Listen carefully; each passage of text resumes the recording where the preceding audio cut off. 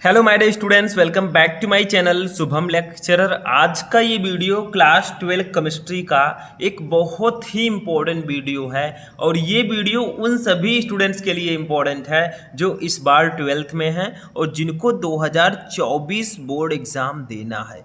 क्योंकि हमारे बहुत सारे स्टूडेंट कमेंट कर रहे थे, सर आपने फिजिक्स के चैप्टर वाइज क्वेश्चंस को पढ़ाया लेकिन आप केमिस्ट्री के भी चैप्टर वाइज क्वेश्चंस को बताइए। तो आज के इस वीडियो में हम क्लास 12 केमिस्ट्री के चैप्टर 1 जिसका नाम है विलयन, ठीक है, इस चैप्टर के जितने भी महत्वपूर्ण प्रश्न हैं उनको आंसर के साथ पढ़ेंगे। पूरा चैप्टर यानी कि पूरे चैप्टर के महत्वपूर्ण प्रश्नों को हम एक ही वीडियो में पढ़ने वाले हैं। इस चैप्टर से बहुविकल्पीय से लेकर विस्तृत उत्तरीय तक जितने भी क्वेश्चन आते हैं उन सभी को आंसर के साथ पढ़ेंगे। तो आप लोगों को फुल कंसंट्रेशन के साथ इस वीडियो को शुरू से लेकर लास्ट तक देखना है। कॉपी और पेन लेकर बैठिएगा क्योंकि ये जो चैप्टर है ये हमारे बोर्ड एग्जाम की दृष्टि से बहुत ज़्यादा इंपॉर्टेंट है। अब चूंकि हम विलयन पूरे चैप्टर के महत्वपूर्ण प्रश्नों को पढ़ेंगे तो ये और ज़्यादा इंपॉर्टेंट हो जाता है। सबसे पहले ये जान लीजिए कि हम क्या क्या पढ़ेंगे। सबसे पहले हम इस चैप्टर के महत्वपूर्ण बहुविकल्पीय प्रश्नों को पढ़ेंगे, फिर इंपॉर्टेंट अति लघु उत्तरीय प्रश्नों को पढ़ेंगे, फिर लघु उत्तरीय प्रश्नों को पढ़ेंगे और हम विस्तृत उत्तरीय प्रश्नों को पढ़ेंगे। वैसे इस चैप्टर से विस्तृत उत्तरीय प्रश्न आने के चांसेस बहुत कम है, तो एक ही क्वेश्चन है जो आता है उसी को हम पढ़ेंगे। बहुत इंटरेस्टिंग वीडियो है, तो चलिए आज की इस वीडियो को स्टार्ट करते हैं। ठीक है, तो देखिए सबसे पहले पढ़ते हैं इस चैप्टर के महत्वपूर्ण बहुविकल्पीय प्रश्नों को, जो ऑब्जेक्टिव क्वेश्चन है इस चैप्टर के। देखिए सबसे पहला क्वेश्चन जो लगभग हमेशा आता है आपके बोर्ड एग्जाम में, आप अगर क्वेश्चन पेपर उठाकर देखेंगे तो 2014, 16, 17, 22, 23 सब में ये आ चुका है। देखिए शुद्ध जल की मोलरता होती है, प्योर वाटर जो होता है, ठीक है, देखिए जल ही जीवन है, जल के बिना हम रह नहीं सकते, ठीक है। तो इसकी मोलैरिटी कितनी होती है, आपने विलयन चैप्टर में मोलरता पढ़ा होगा, अभी मैं आगे बताऊंगा, टेंशन मत लो, ठीक है। तो फर्स्ट है 55.56, सेकंड है 5.556, थर्ड है 0.18 और फोर्थ है 0.018। तो देखिए जो शुद्ध जल होता है प्योर वाटर, इसकी जो मोलरता होती है वो 55.56 होती है। तो ऑप्शन नंबर फर्स्ट आपका राइट होगा, ठीक है। ध्यान से समझिएगा, ऑप्शन में आपको बहुत सारे ऑप्शन मिलेंगे भटकाने वाले, 5.556 मिलेगा, एक ही दशमलव का डिफरेंस है, लेकिन ये वाला आपका राइट होगा, ठीक है, फर्स्ट वाला। सेकेंड ऑप्शन देखिए, निम्न में कौन सा अणुसंख्य गुणधर्म है, इसमें से कौन सा है जो अणुसंख्य गुणधर्म है, आपने पढ़ा होगा इसमें टॉपिक्स, ठीक है। फर्स्ट है श्यानता, सेकेंड है परासरण दाब, थर्ड है प्रकाशिक घूर्णन और फोर्थ है पृष्ठ तनाव। तो देखिए अणुसंख्य गुणधर्म में हमने परासरण दाब को इस चैप्टर में पढ़ा है, तो यही ऑप्शन आपका राइट होगा। ये श्यानता, प्रकाशिक घूर्णन, पृष्ठ तनाव ये सब अणुसंख्य गुणधर्म नहीं है। ऐसा भी क्वेश्चन आ सकता है कि निम्न में कौन सा अणुसंख्य गुणधर्म नहीं है। देखिए परासरण दाब तो आपका अणुसंख्य गुणधर्म है ही साथ इसके साथ आपने क्या क्या पढ़ा था बताइए, आप लोग पढ़े हैं वाष्प दाब अवनमन, हिमांक अवनमन, ठीक है, ये सब आपके अणुसंख्य गुणधर्म है, ठीक है, साथ में परासरण दाब। तीसरा क्वेश्चन देखिए क्या बहुत इंपॉर्टेंट है, किस सूत्र द्वारा मोलल उन्नयन स्थिरांक Kb की गणना की जा सकती है। इन चारों में से कौन सा फॉर्मूला है जिसके द्वारा हम मोलल उन्नयन स्थिरांक Kb की गणना कर सकते हैं, ठीक है। फर्स्ट है capital M into TB into capital W upon 1000 into small w। देखिए यहाँ पर पहले समझ लीजिए, यहाँ पर M क्या है, M है विलेय का अणुभार, TB क्या है, TB है क्वथनांक में उन्नयन, W क्या है, कैपिटल W है विलायक का भार और स्मॉल w है विलेय का भार। ये ध्यान रखिएगा भैया, फॉर्मूला दिया गया है, जब तक आप यही नहीं जानेंगे कि आखिर ये है क्या, कैसे सॉल्व करोगे। दूसरा ऑप्शन है 1000 into delta TB into small w upon capital W। Third है 1000 into small w upon capital M into delta TB into capital W। Fourth है इनमें से कोई नहीं। तो देखिए ये जो आपका फॉर्मूला है ये मोलल उन्नयन स्थिरांक Kb का फॉर्मूला होता है। Kb इक्वल टू आप लिख सकते हैं capital M into TB into capital W अपान 1000 इंटू स्मॉल w, जहां पर कैपिटल M है विलेय का अणुभार, TB है क्वथनांक में उन्नयन, कैपिटल W है विलायक का भार, स्मॉल w है विलेय का भार। इतना याद रखिएगा, बहुत इंपॉर्टेंट है, ठीक है। समझ में आ रहा है भैया, पानी वानी नींद तो नहीं लग रही है, सोना नहीं भैया, सोने का टाइम होता है, ठीक है, उसी समय आपको सोना है। आप यंगेस्ट हैं, आप स्टूडेंट हैं, अभी आपको बहुत आगे जाना है, ठीक है, जो सोएगा वो खोएगा। फोर्थ नंबर क्वेश्चन देखिए, निम्न में न्यूनतम हिमांक वाला विलयन है, इसमें से कौन सा विलयन है जिसका हिमांक न्यूनतम है, मिनिमम? फर्स्ट है पोटेशियम सल्फेट, सेकंड है सोडियम क्लोराइड, थर्ड है ग्लूकोज, फोर्थ है यूरिया। तो इसका राइट आंसर होगा option number first, potassium sulphate. देखिए इनमें से जो पोटेशियम सल्फेट है इसका हिमांक सबसे कम है, यानी कि न्यूनतम हिमांक वाला ये विलयन है। ठीक, इतना याद रखिएगा। तो ये आपका फोर्थ का फर्स्ट वाला ऑप्शन बिल्कुल राइट होगा। ठीक, समझ में आ गया। चलिए नेक्स्ट क्वेश्चन देखते हैं। अब देखिए इसमें 5 नंबर क्वेश्चन है, बहुविकल्पीय का हमारा लास्ट क्वेश्चन है ये। तो ऐसा मैं नहीं कहूँगा भैया कि यही 5 क्वेश्चन हैं जो आपको पढ़ने हैं, और भी जो क्वेश्चन है उनको भी पढ़ लीजिएगा, क्योंकि आपको टॉपर बनना है। ठीक है, ये मेरा कहना है। तो 5 क्वेश्चन जो ज़्यादा इंपॉर्टेंट है वो तो मैं बता दे रहा हूँ, लेकिन जो और क्वेश्चन है सबको पढ़िए। ठीक है, किसी को नहीं छोड़ना है। देखिए निम्नलिखित में से किसमें विलयन का अणुसंख्य गुणधर्म नहीं है?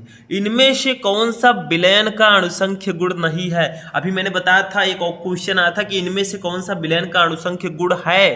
ठीक है, तो देखिए फर्स्ट है वाष्प दाब अवनमन, सेकंड है हिमांक अवनमन, थर्ड है पृष्ठ तनाव, फोर्थ है परासरण दाब। तो मैंने बताया था वाष्प दाब अवनमन ये है, हिमांक अवनमन ये भी अणुसंख्य गुण है, परासरण दाब भी है। ये पृष्ठ तनाव जो है सरफेस टेंशन, ये अणुसंख्य गुणधर्म नहीं है, तो थर्ड ऑप्शन राइट होगा। यहाँ पर नहीं और है ये ध्यान रखिएगा। बहुत सारे स्टूडेंट क्या करते हैं, इसको पढ़ लेते हैं अणुसंख्य गुण है बस वो परासरण दाब पर कर देंगे, ऐसा नहीं है भैया, ध्यान से पढ़िएगा तभी पूरा नंबर मिलेगा। ठीक है, चलिए आगे बढ़ते हैं। ये बहुविकल्पीय प्रश्न हो चुके हैं, अब हम इस चैप्टर के अति लघु उत्तरीय प्रश्नों को पढ़ेंगे। अब देखिए स्टूडेंट, अति लघु उत्तरीय प्रश्नों में जो हमारे क्वेश्चंस आते हैं वो कुछ इस प्रकार से आते हैं। मोलरता ज्ञात कीजिए, मोललता ज्ञात कीजिए, ठीक है, मोल और उन्नयन स्थिरांक ज्ञात कीजिए, ये सब आते हैं भैया। अब चूंकि हमारा जो विलयन चैप्टर है इसमें न्यूमेरिकल्स बहुत ज़्यादा हैं, और इससे न्यूमेरिकल आने के चांसेस मैं तो कह रहा हूँ 90% है, 99% है भैया, आएगा ही आएगा। क्योंकि हमारे केमिस्ट्री में 2-3 चैप्टर ही ऐसे हैं, 2 चैप्टर जिसमें न्यूमेरिकल है, एक विलयन, एक विद्युत रसायन और एक रासायनिक बलगत, 3 ऐसे चैप्टर हैं जिसमें न्यूमेरिकल है, बाकी सारे चैप्टर में न्यूमेरिकल है ही नहीं। तो अगर आप इन 3 चैप्टर के न्यूमेरिकल को पढ़ लेंगे भैया तो लगभग 10 से 15 नंबर का आपका न्यूमेरिकल आता है, एकदम फिक्स हो जाएगा। ठीक, तो क्यों ना पढ़ लें, और हम भी पढ़ा रहे हैं। ठीक है, फर्स्ट देखिए 5.85 ग्राम सोडियम क्लोराइड 200 मिली जल में घुला है, विलयन की मोलरता ज्ञात कीजिए। यानी कि 5.85 ग्राम सोडियम क्लोराइड है, इसको 200 मिली जल में घोला गया है, विलयन की मोलरता ज्ञात कीजिए। पहले ये बताइए, देखिए Na का अणुभार दिया गया है 23, Cl का 35.5। ठीक है, अब ये NaCl क्या होता है, सोडियम क्लोराइड आपका NaCl। ठीक, अब यहाँ पर एक बात बताइए, इसमें विलेय कौन है, विलायक क्या है? जिसकी मात्रा विलयन में कम होगी वो विलेय होगा। तो देखिए सोडियम क्लोराइड की मात्रा सिर्फ 5.85 ग्राम है, तो ये विलेय होगा। और जल कितना है, 200 ml, तो ये विलायक होगा। क्योंकि जिसकी मात्रा विलयन में कम होती है वो विलेय होता है, जिसकी मात्रा ज़्यादा होती है वो विलायक होता है। ये सबको मैंने बताया। ठीक है, पहचानना जरूरी है।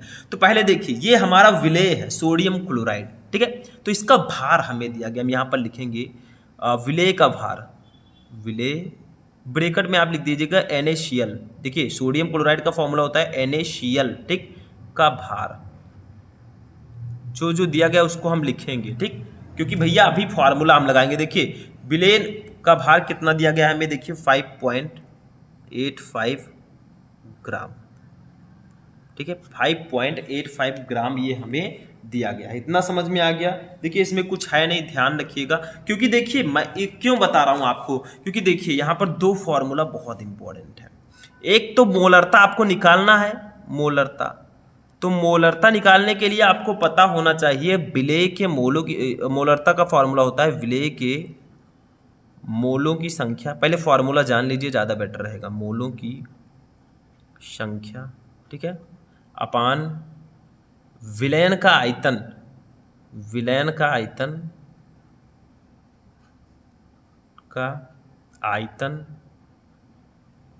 लीटर में। ठीक है, लीटर में। अगर मान लीजिए हम नीचे मिलीलीटर में लेते हैं तो ऊपर 1000 से गुणा करना होगा। ये मोलरता का फॉर्मूला होता है। तो भैया हमें विलेय के मोलों की संख्या निकालनी होगी, और विलेय के मोलों की संख्या कैसे निकालेंगे, इसका भी फॉर्मूला होता है। दोनों फॉर्मूला ध्यान रखिएगा, विलेय के मोलों की संख्या। ठीक है, विलेय के मोलों की संख्या, जिसके मोलों की संख्या निकालने है उसके भार को अणुभार से डिवाइड कर दीजिए। इसका फॉर्मूला होगा विलेय का भार अपान विलेय का अणुभार, मोलों की संख्या निकालनी है तो भार को अणुभार से डिवाइड कर दो, यही फॉर्मूला होता है। ठीक है, तो भैया देखिए, अब पहले हम विलेय के मोलों की संख्या निकालेंगे तभी तो मोलरता निकाल पाएंगे। तो विलेय का भार हमें दिया गया है 5.85 ग्राम। अब अणुभार निकाल लेते हैं। ठीक है, फॉर्मूला याद रखिएगा। अब विलेय का अणुभार, विलेय NaCl, देखिए NaCl है, ऐसे लिख देंगे। ठीक है, का अणुभार, अणुभार। ठीक, इसको कैसे निकालेंगे, देखिए यहां पर दिया गया है। देखिए Na का अणुभार कितना है 23, ठीक, और प्लस Cl का अणुभार कितना है 35.5, दोनों को जोड़ दीजिए तो कितना आएगा बताइए जल्दी से। दोनों को जोड़ देंगे तो 58.5 आएगा। ठीक है, ये इतना आ गया विलेय का अणुभार। अब यहां से हम विलेय के मोलों की संख्या निकाल लेंगे। एक चीज और दिया गया है हमें, देखिए विलयन का आयतन दिया गया है। ठीक है, 200 मिली। ठीक है, तो यहां पर लिखेंगे विलयन का आयतन, विलयन का आयतन। ठीक है, विलयन का आयतन हमें दिया गया है भैया 200 मिलीलीटर, 200 मिलीलीटर। तो पहले इसको लीटर में हम बदल लेंगे। लीटर में कैसे बदलोगे बताओ जल्दी से। 200 मिलीलीटर को लीटर में बदलना है भैया, तो 200 को 1000 से डिवाइड कर दीजिए। क्योंकि देखिए एक बात बताइए, देखिए 1000 मिलीलीटर इक्वल टू 1 लीटर होता है। ठीक है, तो इसको लीटर में बदलना है तो 1000 से डिवाइड करेंगे। ठीक, समझ में आया। अब जब आप डिवाइड करेंगे तो इससे ये कट गया, इससे ये कट गया, ये आया 2/10। ठीक है, कितना आया ये 2/10। अब इसको कट करेंगे तो कितना आएगा आप ही लोग बताइए, 0.2 आएगा। ठीक है, तो विलयन का जो आयतन आया भैया वो आया 0.2। अब ये लीटर आया है, कितना लीटर। ठीक, या 20 भी लिख सकते हैं, मतलब 2 भी लिख सकते हैं, या ऐसे 20 लिख दें तो भी प्रॉब्लम नहीं है ऐसे। ठीक है, साइड में 0 मैंने लिख दिया है। ठीक, तो ये आपका आ गया है विलयन का आयतन, विलयन का आयतन। ठीक है, तो आयतन तो पता चल गया, लेकिन अगर आपको मोलरता निकालना है तो आपको विलेय के मोलों की संख्या भी पता होनी चाहिए। तो हमें विलेय का भार और अणुभार दिया गया है तो मोलों की संख्या निकाल लेते हैं। ठीक है, विलेय के मोलों की संख्या। ठीक है, फॉर्मूला वही लगाएंगे, विलेय का भार बटा विलेय का अणुभार। ठीक है, विलेय का भार बटा विलेय का अणुभार। देखिए भैया समझना पड़ेगा, हलवा नहीं है कि तुरंत खा लोगे आराम से, ऐसा नहीं है, मेहनत करना पड़ेगा। और ये जरूरी नहीं है कि आपके अति लघुत्तरीय प्रश्नों में ही आए, ये लघुत्तरीय में भी आ सकता है। विलेय का भार कितना है ऊपर देखिए, दोनों को देखिए। विलेय का भार है 5.85 ग्राम और अणुभार है 58.5 ग्राम। ठीक है, तो इसको लिखेंगे 5.85। ठीक है, ये भार है और 58.5 ये अणुभार है। ठीक है, अब भैया इसको कैसे सॉल्व करोगे, थोड़ा सा ध्यान दीजिए, मतलब थोड़ा सा आपको दिमाग लगाना है, आखिर इसको सॉल्व हम कैसे करेंगे। ठीक है, दोनों लगभग सेम है, बस यहाँ पर ये दशमलव लगा है, यहाँ पर ये दशमलव लगा है। ठीक है, तो देखिए इसको क्या करेंगे, हम 100 से गुणा कर देते हैं, ऊपर भी 100 से नीचे भी 100 से। तो कितना आएगा ये हमारा, देखिए ऊपर हो जाएगा 585। ठीक, क्योंकि ये दशमलव 2 अंक के बाद लगा हुआ है तो ये 100 से गुणा होगा तो ये दशमलव हट जाएगा तो 585, ये कितना हो जाएगा 5850 हो जाएगा। ठीक है, देखिए कितना हो जाएगा, ये एक अंक पर दशमलव है तो 100 से गुणा करेंगे तो एक 0 यहाँ पर बढ़ जाएगा। अब इसको कट कर देते हैं, देखिए 585। ठीक है, और ये हो जाएगा 10, कितना हो जाएगा ये 10। इतना समझ में आ रहा है, ध्यान दीजिए, थोड़ा सा आपको ध्यान देना है। देखिए ये 585 है, ये 5850 है, तो 585 का 10 से जब गुणा करेंगे तो 5850 आएगा, तो 1/10 हो जाएगा। तो ये हमारा हो गया 1/10। ठीक है, सॉरी मैंने ब्लैक पेन से लिख दिया, कोई दिक्कत नहीं है। ठीक है, ये हमारा कितना आ जाएगा, 10 को जब 1 से डिवाइड करेंगे तो 0.1 आएगा ये। ठीक है, 0.1 ये आ गई विलेय के मोलों की संख्या, विलेय के मोलों की संख्या। ठीक है, अब हम विलयन की मोलरता यहां से निकाल लेंगे। कैसे? विलय के मोलों की संख्या पता चल गया, विलयन का आयतन ऑलरेडी दिया गया है, बस वही रख देंगे फॉर्मूला। कौन सा फॉर्मूला? मैंने बताया था, देखिए यहां पर मोलरता का फॉर्मूला विलय के मोलों की संख्या अपान विलयन का आयतन लीटर में। ठीक है, यहीं पर रख देंगे। तो चलिए देखते हैं। तो यहां से हम निकाल लेंगे विलयन की मोलरता, विलयन की मोलरता। ठीक है, अब मोलरता का फॉर्मूला होता है विलेय के मोलों की संख्या, विलेय के मोलों की संख्या, ठीक है, अपान विलयन का आयतन, विलयन का आयतन लीटर में, लीटर में। ठीक है, यहाँ से हम फॉर्मूला रख देंगे। देखिए विलय के मोलों की संख्या ही है 0.1, विलयन का आयतन है 0.2, बस इसी को रख देंगे। ठीक है, तो ये है आपका ऊपर 0.1 और ये है 0.2। पॉइंट से पॉइंट कट गया, कितना आया? 1/2। एक को 2 से डिवाइड करेंगे तो कितना आएगा बताइए आप लोग? ये आ जाएगा 0.5, 0.5। और इसका मात्रक होगा मोल प्रति लीटर, मोल प्रति लीटर। ये आ गई है विलयन की मोलरता, विलयन की मोलरता। ठीक है, ये हमारा आंसर हो जाएगा। बस लग गया, क्वेश्चन सॉल्व हो गया, कुछ नहीं था इसमें। इसका मात्रक मोल प्रति लीटर क्यों होगा? देखिए विलय के मोलों की संख्या है तो इसका मात्रक मोल हो गया, विलयन का आयतन लीटर में तो प्रति लीटर, बस हो गया मोल प्रति लीटर। समझ में आ गया? फर्स्ट न्यूमेरिकल कुछ नहीं करना था, ये फॉर्मूला याद रखिएगा, दोनों फॉर्मूला। ठीक है, विलय के मोलों की संख्या का और विलयन की मोलरता का। ठीक है, तो फर्स्ट क्वेश्चन समझ में आ गया। चलिए नेक्स्ट क्वेश्चन देखते हैं। अब देखिए स्टूडेंट, हमारा जो सेकंड क्वेश्चन है अति लघु उत्तरीय प्रश्न का, ये भी एक न्यूमेरिकल है, क्योंकि देखिए विलयन चैप्टर से सबसे ज्यादा न्यूमेरिकल्स आते हैं और आपके पूरे केमिस्ट्री में 3 ही ऐसे चैप्टर हैं जिनसे न्यूमेरिकल आते हैं। फर्स्ट आपका विलयन, सेकंड विद्युत रसायन और थर्ड है रासायनिक बलगतकी, जिसमें से विलयन और विद्युत रसायन विलयन और रासायनिक बलगतकी से सबसे ज्यादा न्यूमेरिकल्स आते हैं। तो देखिए क्वेश्चन क्या है, ध्यान से पढ़िए। 14.625 ग्राम सोडियम क्लोराइड को 250 ग्राम जल में विलय किया गया, प्राप्त विलयन की मोलरता ज्ञात कीजिए। देखिए वहां पर अभी हमने फर्स्ट क्वेश्चन में मोलरता ज्ञात किया, ठीक है, यहां पर हमें मोलरता निकालनी है।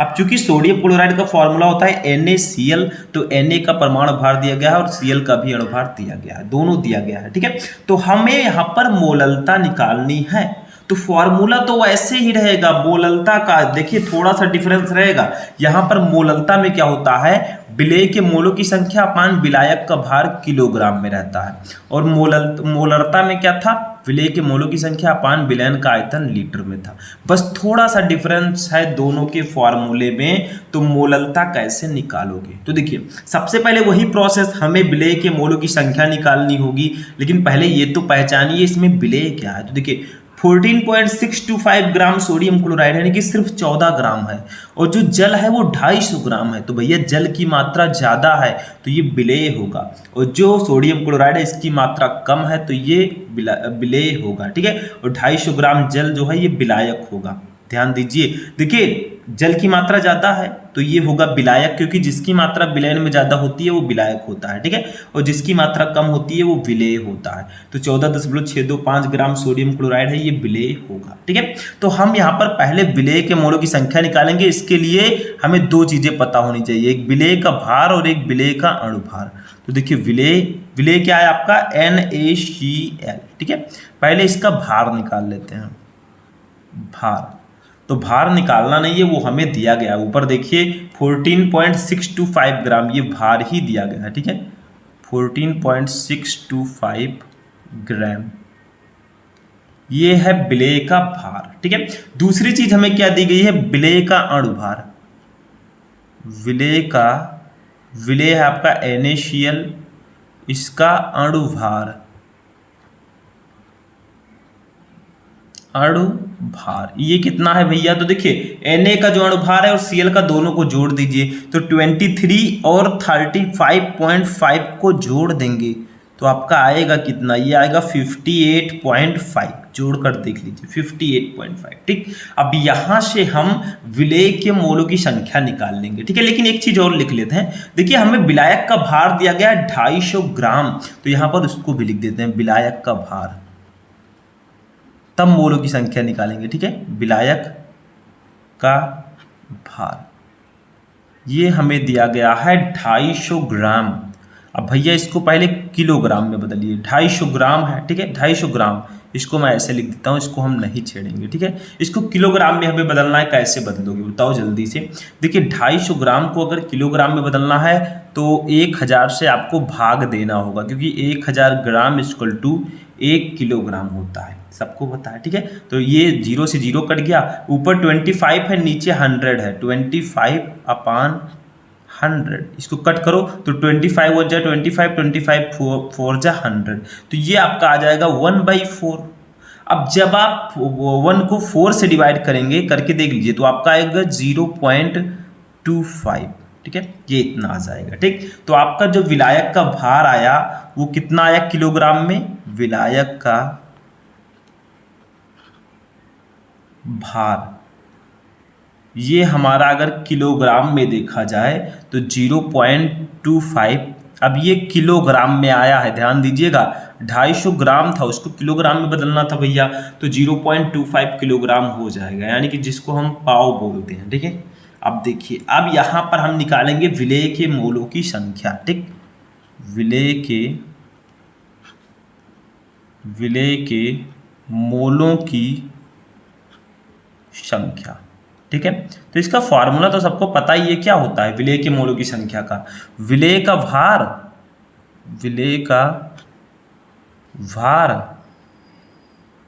अपान विलेय का अणुभार, विलेय का अणुभार। ठीक है, ये फॉर्मूला होता है। तो भैया इसको भी हम रख देते हैं यहाँ पर, हमें सब कुछ दिया ही गया है। देखिए विलेय का भार हमारा है 14.625 ग्राम, अणुभार है 58.5 ग्राम, तो इसको लिख देते हैं। ठीक है, 14.625 ग्राम अपान अणुभार है 58.5 ग्राम। जब आप इसको डिवाइड करेंगे, 14.625 1 जा 14.625 और 4 जा होता है 58.5, आप करके देख लीजिए तो 1.4 आएगा, यानी कि 14.625 को जब आप 4 से मल्टीप्लाई करेंगे तो 58.5 ही आएगा, ये देख लीजिए। अब ये भी आप 1 को 4 से डिवाइड करेंगे तो 0.25 ये भी आ जाएगा। ठीक है, उतना ही जितना विलायक का भार आया था, क्योंकि वहाँ पर भी 1/4 था, तो यहाँ पर भी 0.25 आ जाएगा। ये होगा विलेय के मोलों की संख्या, विलेय के मोलों की संख्या। ठीक है, तो ये हमारी आ गई 0.25। ठीक, तो विलेय के मोलों की संख्या हमारी आई 0.25, विलायक का भार किलोग्राम में हमारा आया 0.25। दोनों अब हम फॉर्मूला लगा देंगे किसका, मोललता का। ठीक है, तो मोललता का फॉर्मूला क्या होता है, देखिए वही चीज समझिए यहाँ पे। देखिए विलयन की मोललता का फॉर्मूला होता है विलेय के मोलों की संख्या अपान विलायक का भार किलोग्राम में। तो देखिए विलेय के मोलों की संख्या हमारी आई है 0.25 और विलायक का भार भी आया है किलोग्राम में 0.25। भैया दशमलव से दशमलव भी काट सकते हैं, 25 से 25 कटेगा तो 1 ही आएगा। ठीक है, तो आपका जो विलयन की मोललता यहाँ पर निकल कर आएगी, विलयन की मोललता ये हमारी आ जाएगी 1।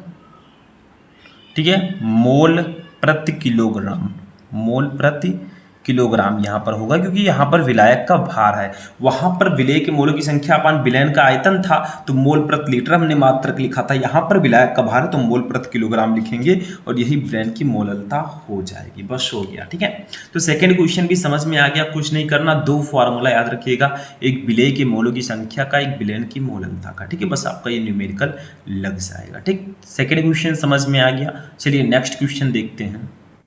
अब देखिए नेक्स्ट क्वेश्चन है, छोटा सा है ये, 1 नंबर 2 नंबर वाले क्वेश्चंस में आता है। देखिए 100 ग्राम विलायक में विलेय का 1/10 मोल घुला हुआ है, विलयन की मोललता ज्ञात कीजिए। मतलब सिंपल सा है, विलायक का भार दिया गया है, विलेय के मोलों की संख्या भी दी गई है, मोललता ज्ञात कर दीजिए। ठीक है, सिंपल सा है। तो देखिए हमें दिया गया विलायक का भार, विलायक का भार, ठीक है, ये कितना दिया गया है, ये दिया गया है 100 ग्राम, 100 ग्राम। ठीक है, इसको पहले किलोग्राम में हम बदलेंगे, तो कैसे बदलोगे, 100/1000 कर देंगे, सॉरी 100/1000, 0 0 कैंसिल, 0 0 कैंसिल, ये आया 1/10। इसको जब डिवाइड करोगे तो विलायक का भार हमारा आएगा, विलायक का भार, ठीक है, ये आ जाएगा 1/10। 1/10 को डिवाइड करोगे तो 1 को 10 से डिवाइड करोगे तो 0.1 आएगा। ठीक है, अब ये किलोग्राम में आ चुका। ये सिंपल सा क्वेश्चन, इसमें कुछ नहीं है। ठीक है, और हमें विलेय का 1/10 मोल दिया गया, यानी कि विलेय के मोलों की संख्या भी दी गई है, विलेय के मोलों की संख्या। ठीक है, ये हमें दिया गया है 1/10 मोल। इसको भी डिवाइड करोगे तो कितना आएगा, 0.1 आ जाएगा। ठीक है, 1/10 को डिवाइड करोगे, ये हमें इतना दिया गया है 0.1। अब दोनों सेम ही है, विलेय के मोलों की संख्या, विलायक का भार, दोनों सेम है भैया, तो फार्मूला लगा देंगे वही वाला, विलयन की मोललता। ठीक है, वही निकालना है, विलयन की मोललता। मतलब इसमें तो कुछ है ही नहीं, ये हलवा है, हलवा खाए हो कभी, ये आपका हो जाएगा। ठीक है, इसका फार्मूला होगा विलेय के मोलों की संख्या, सॉरी ब्लैक पेन से नहीं, ब्लू से लिखेंगे, थोड़ा आप राइटिंग से लिखिएगा भैया, हम बहुत तेज़ी से लिख रहे हैं। ठीक है, क्योंकि ये सिंपल न्यूमेरिकल है, इसमें थोड़ा तेज़ी दिखाना पड़ेगा, आपको भी थोड़ा तेज़ काम करना पड़ेगा, थोड़ी फास्टेस्ट पढ़ाई करनी पड़ेगी। ठीक है, विलेय के मोलों की संख्या अपान विलायक का भार किलोग्राम में, विलायक का भार केजी में, ऐसे मैं केजी लिख देता हूँ, कोई दिक्कत नहीं है। ठीक है, ये हो गया, बस रख दीजिए, वैल्यू आ गया हमारा आंसर, वैल्यू रखिए। विलेय के मोलों की संख्या भी 0.1 है, विलायक का भार भी 0.1 है, दोनों कट हो गए भैया, तो 1 आएगा। ठीक है, तो हमारी जो विलयन की मोललता आई, विलयन की मोललता, मतलब दो फार्मूला आप लोग याद रखिएगा। एक विलेय के मोलों की संख्या कैसे निकालें, मान लीजिए आपको विलायक के मोलों की संख्या निकालनी है, तब भी आपको वही फार्मूला लगाना, विलायक का भार बटा विलायक का अणुभार हो जाएगा। ठीक है, ये 1 हो जाएगा, और 1 के साथ हम लिख देंगे किलोग्राम, मोल प्रति किलोग्राम, सॉरी मोल प्रति किलोग्राम। ठीक है, ये हमारा आंसर हो जाएगा। ठीक, तो ये हमारा विलयन की मोललता आ गई, समझ में आ गया। एक क्वेश्चन और अति लघुत्तरीय में है जो बहुत ज़्यादा इंपॉर्टेंट है। ठीक है, एक क्वेश्चन मैं और लूँगा, उसके बाद लघुत्तरीय प्रश्नों को देखेंगे। ठीक है, चलिए देखते हैं। अब देखिए चौथा क्वेश्चन है भैया, ये मोलल उन्नयन स्थिरांक से आधारित है, जो अभी मैंने आपको स्टार्टिंग में बहुविकल्पीय प्रश्न में फॉर्मूला बताया था, वही फॉर्मूला यहाँ पर लगेगा। देखिए 12 ग्राम ग्लूकोज को 100 ग्राम जल में घोलने पर विलयन का क्वथनांक 100.34 डिग्री सेल्सियस पाया गया। ग्लूकोज के मोलल उन्नयन स्थिरांक की गणना कीजिए। मतलब यहाँ पर भी ध्यान दीजिए, विलेय क्या है, विलायक क्या है। 12 ग्राम जल ग्लूकोज को 100 ग्राम जल में घोला गया है, तो 12 ग्राम ग्लूकोज कम है, ये विलेय होगा, 100 ग्राम जल ज़्यादा है, ये विलायक होगा। ठीक, अब इसमें जब घोलने पर जो विलयन का क्वथनांक है, क्वथनांक में जो उन्नयन मिला वो 100.34 डिग्री सेल्सियस पाया गया। ग्लूकोज के मोलल उन्नयन स्थिरांक की गणना कीजिए। ठीक है, तो यहाँ पर एक चीज़ और याद रखिएगा, हमें ग्लूकोज का फॉर्मूला पता ही है, C6H12O6, तो कार्बन का जो अणुभार होता है वो 12 होता है। ठीक है, ऑक्सीजन का जो होता है वो 16 होता है, 16, और एक और है वो है हाइड्रोजन, इसका होता है 1। अभी निकालेंगे हम लोग इससे। ठीक है, तो ये इतना चीज़ आप याद रखिएगा। अब हम चलिए लिखते हैं जो जो दिया गया। सबसे पहले हमें 12 ग्राम ग्लूकोज दिया गया, यानी कि विलेय का भार दिया गया है। विलेय का भार ऐसे लिखेंगे, विलेय का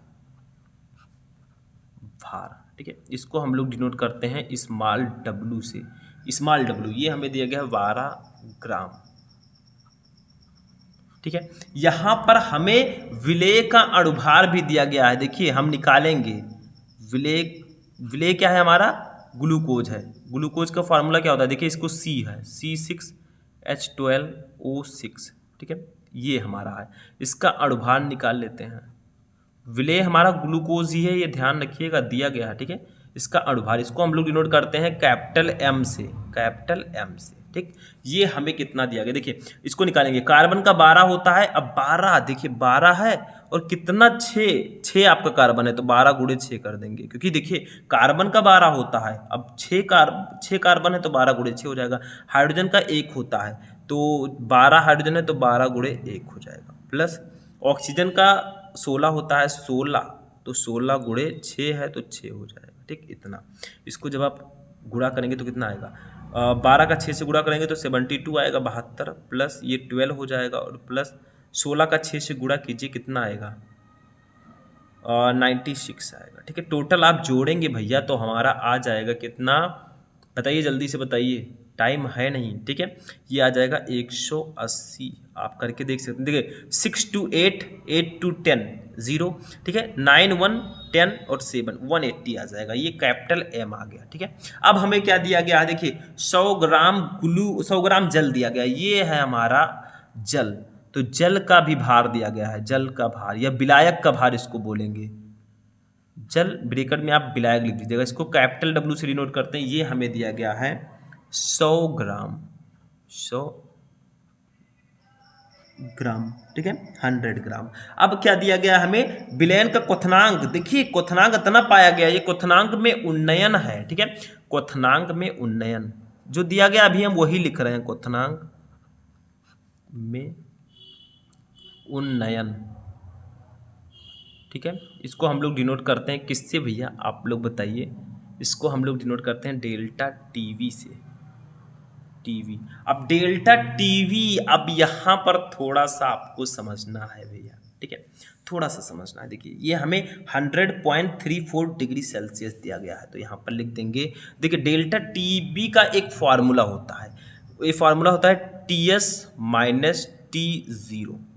देखिए ध्यान दीजिएगा, मतलब जो टेम्परेचर आपका बढ़ा है, ठीक है, 100.34 डिग्री, वैसे नॉर्मल टेम्परेचर 100 डिग्री सेल्सियस है, तो ये हमारा हो जाएगा 100.34 जो दिया गया है हमें, ठीक है, और माइनस 100 होता है, क्योंकि देखिए हम क्वथनांक में उन्नयन निकाल रहे हैं। उन्नयन का मतलब होता है कितना बढ़ा, ठीक है, बढ़ोतरी, तो उन्नयन, ठीक, तो उन्नयन निकाले हैं तो नॉर्मल तो 100 होता है, अब हमें दिया गया 100.34 डिग्री सेल्सियस, तो उन्नयन यानी कि कितना घटा, तो इसमें से इसको घटा देंगे तो हमारा डेल्टा टीवी आ जाएगा, ठीक है।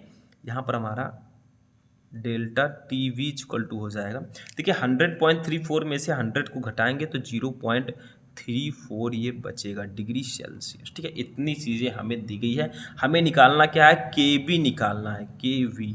केबी क्या है, ये है मोलल उन्नयन स्थिरांक, लिख देंगे यहाँ पर मोलल उन्नयन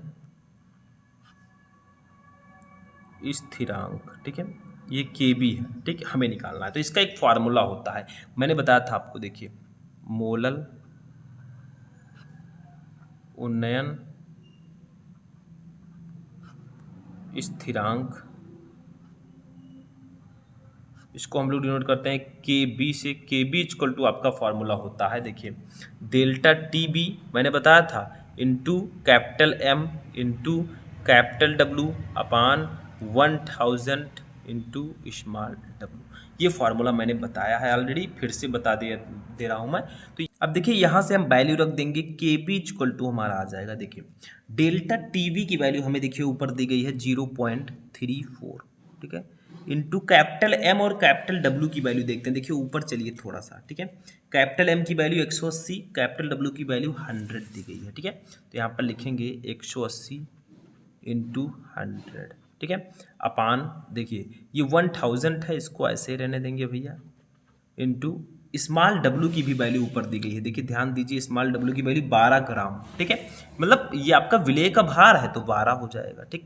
अब यहाँ से हम सॉल्व कर लेंगे इसको, थोड़ा सा ध्यान दीजिएगा, दिमाग लगाइएगा, इसको बहुत सारे स्टूडेंट इसको कठिन कर देंगे, लेकिन हम इजीली बताएंगे आपको। देखिए इस 0.34 का 100 से गुणा करोगे तो देखिए 2 अंक यहाँ पर दशमलव है, ये दोनों दशमलव हट जाएंगे तो आपका 34 आ जाएगा, क्योंकि हमने 100 से गुणा कर दिया इसका, ठीक है, इंटू 180 आपका बचा है ऊपर, नीचे कितना बचा, 1000 है, इंटू 12 है, ठीक है। यहाँ पर क्या करेंगे, इसको इससे कट कर देंगे, ठीक है। 1000 को हम क्या करेंगे, इसका 10 इसके 10 से कैंसिल हो जाएगा, ठीक है। तो हमारा आएगा देखिए के बी इक्वल टू हमारा आ जाएगा 34 है, ये 18 है, दोनों का मल्टीप्लाई कीजिए तो 612 आएगा। ठीक है, अपन नीचे 12 का 100 से मल्टीप्लाई करेंगे तो 1200 आएगा, 1200। ठीक है, इतना आ गया। अब इसको आप डिवाइड कर लीजिएगा भैया, 612 को 1200 से जब आप डिवाइड करेंगे तो आपका अप्रॉक्स जो आंसर आएगा वो आएगा 0.51। ठीक है, करके देख लो, डिवाइड कर लो, ज़्यादा अच्छा रहेगा। ठीक है, तो के बी इक्वल टू हमारा आ गया, देखिए 0.51, इसका मात्रक होता है डिग्री सेंटीग्रेड प्रति मोल। ठीक है, ये इसका मात्रक हो जाएगा। ठीक, तो यही होगा आपका आंसर, 0.51 कर दीजिएगा। ठीक है, 51 कर दीजिएगा, ये ध्यान रखिएगा, गलती बिल्कुल मत कीजिएगा। तो 0.51 डिग्री सेंटीग्रेड प्रति मोल, ये आपका आंसर हो जाएगा। ठीक है, तो इसमें ये वाला फार्मूला आप याद रखिएगा जो मैंने बताया था केवी का। देखिए ये मोलल उन्नयन स्थिरांक का जो फार्मूला होता है, इसको याद रखेंगे, ये न्यूमेरिकल बहुत आसानी से आप लगा लेंगे। ठीक है, तो हमारा जो अति लघु उत्तरीय प्रश्न है वो यहीं पर फिनिश होता है। अब देखेंगे इस चैप्टर के लघु उत्तरीय प्रश्नों को, ध्यान से समझिएगा। अब देखिए विलयन चैप्टर में कौन कौन से लघु उत्तरीय प्रश्न इंपॉर्टेंट हैं। देखिए स्टूडेंट, लघु उत्तरीय प्रश्नों का मैं आंसर इस वीडियो में नहीं बताऊंगा, इसको मैं ऑलरेडी बता भी चुका हूं, और आगे भी मैं लघु उत्तरीय प्रश्न, चैप्टर वाइज लघु उत्तरीय प्रश्न का क्वेश्चन आंसर जब लाऊंगा तो ये सारी चीजें बताऊंगा, क्योंकि ऑलरेडी हमारी वीडियो काफी लॉन्ग हो चुकी है। फर्स्ट क्वेश्चन देखिए कौन कौन सा इंपॉर्टेंट है ये जान लीजिए। 72 ग्राम जल और 92 ग्राम एथिल अल्कोहल के मिश्रण में दोनों का मोल प्रभाज ज्ञात कीजिए। मैंने ऑलरेडी बता रखा है और ये क्वेश्चन बहुत ज्यादा इंपॉर्टेंट है। ठीक है, मोल प्रभाज निकालना, क्योंकि देखिए 1 नंबर 2 नंबर में तो आपके वो आते हैं मोललता मोलरता। ठीक है, लेकिन मोल प्रभाज जो होता है ये लघु उत्तरीय प्रश्नों में आता है। दूसरा देखिए यूरिया का एक बिलियन भारानुसार 6% है, बिलियन में यूरिया तथा जल का मोल प्रभाज ज्ञात कीजिए। मोल प्रभाज वाला क्वेश्चन इसमें आता है। तीसरा देखिए भारानुसार 20% पोटेशियम कार्बोनेट बिलियन की मोललता ज्ञात कीजिए। के आपको 39 दिया गया है, C12O आपका 16 दिया गया। ठीक है, तो ये आपको ज्ञात करना है। ठीक है, K2CO3 पोटेशियम कार्बोनेट। चौथा देखिए 1.822 ग्राम कार्बनिक यौगिक अणुभार 155 को 100 ग्राम बेंजीन में घोलने पर हिमांक में 0.60 डिग्री सेल्सियस की कमी पाई गई। ये हिमांक में अवनमन हुआ है, कमी हुई है, तो बेंजीन के मोलल अवनमन स्थिरांक की गणना कीजिए। इसका भी फॉर्मूला एक होता है, ये मैं न्यूमेरिकल बहुत जल्दी लेकर आऊंगा, टेंशन मत लीजिएगा, तब मैं इसको बता दूंगा। ठीक है, तो ये 4 क्वेश्चन आपके लघु उत्तरीय प्रश्नों में बहुत ज़्यादा इंपॉर्टेंट है। ठीक है, अब आते हैं विस्तृत उत्तरीय प्रश्नों पर, जो इस चैप्टर से सबसे ज़्यादा इंपॉर्टेंट है उसको जान लेते हैं। ठीक है, क्योंकि लघु उत्तरीय प्रश्न हमने जान लिया। विस्तृत उत्तरीय में देखिए, चूंकि ये विलयन चैप्टर है, इससे लघु उत्तरीय प्रश्न आने के चांसेस बहुत ज़्यादा हैं। अति लघु उत्तरीय, विस्तृत उत्तरीय प्रश्न आने के चांसेस कम है, तो एक ही क्वेश्चन है जो आ सकता है। देखिए निम्न पदों को परिभाषित कीजिए। फर्स्ट है मोल अंश, मोल अंश का मतलब मोल प्रभाज, दोनों सेम ही है, चाहे आप मोल अंश कहिए चाहे मोल प्रभाज। दूसरा है मोललता, तीसरा है मोलरता, फोर्थ है द्रव्यमान प्रतिशत, इनको परिभाषित करना है। तो ये आपका विस्तृत उत्तरीय प्रश्न था। तो आज के इस वीडियो में हमने क्लास 12 केमिस्ट्री के चैप्टर 1 विलयन के जितने भी महत्वपूर्ण प्रश्न थे, बहुविकल्पीय से लेकर विस्तृत उत्तरीय तक, सबको मैंने बताया। ठीक है, आई होप कि आपको ये वीडियो बहुत अच्छा लगा होगा। वीडियो पसंद आया वीडियो को लाइक कर दीजिएगा, चैनल पर नए चैनल को भी सब्सक्राइब कर लीजिएगा। तो हम मिलते हैं चलिए नेक्स्ट वीडियो में नेक्स्ट टॉपिक के साथ, तब तक के लिए जय हिंद।